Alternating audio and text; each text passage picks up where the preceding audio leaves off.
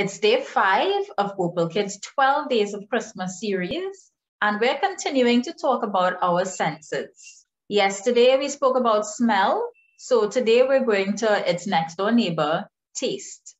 At Christmas time, we have unique tastes and flavors that we don't do year round, and most people look forward to preparing and eating special Christmas meals. But if your child is a picky eater or has any food aversions, please keep it safe. If their Christmas meal is their usual fries and chicken nuggets that they have from January to December 24th, then so be it. Remember, there's a reason why they aren't eating all of these different foods. And unless you've addressed that reason beforehand, it's just going to cause more stress if you try to introduce a whole bunch of new foods on one day.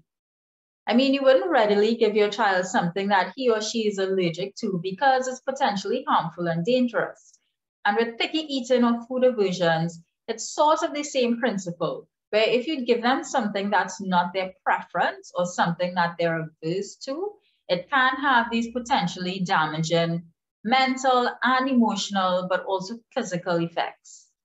But if you do want to introduce some of these new Christmas foods, here are some quick, simple tips.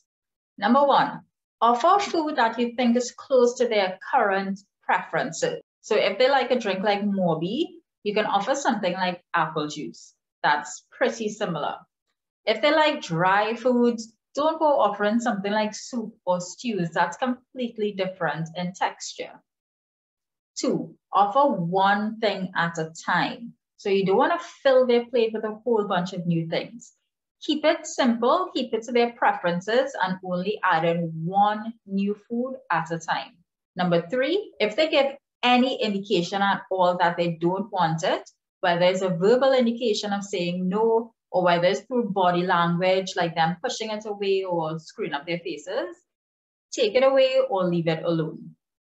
Number 4, do not force, pressure, or bribe your child into eating any of these new foods that he or she is not comfortable with eating. And this means things like putting it right on their plate, pushing it forward to them, or even with your language, saying things like, try it now, or go like everybody eating it, why are you not eating it too? Or if you eat it, I'll give you something. Those sort of things are not ways to create healthy and safe eating habits. 4, offer a very small amount to try in its own vessel or container. So if it's a drink, offer it in a really small glass or cup. And then if it's a food, offer it in a smaller plate, but in close proximity to where their own food or drinks are. And let them know that it's there for them to try if they want it. And then if they don't want it, let them know that it's okay if they don't want to try it. Number 5, be honest about what that new food or drink is. So you don't want to hide things within their whole place of food preferences. You don't want to disguise it. You don't want to mix it up with the food that they already eat. You want to be honest about what it is so that they start to feel comfortable with it. And then when they're ready, they'll be able to try it on its own without having to have it disguised within their food preferences.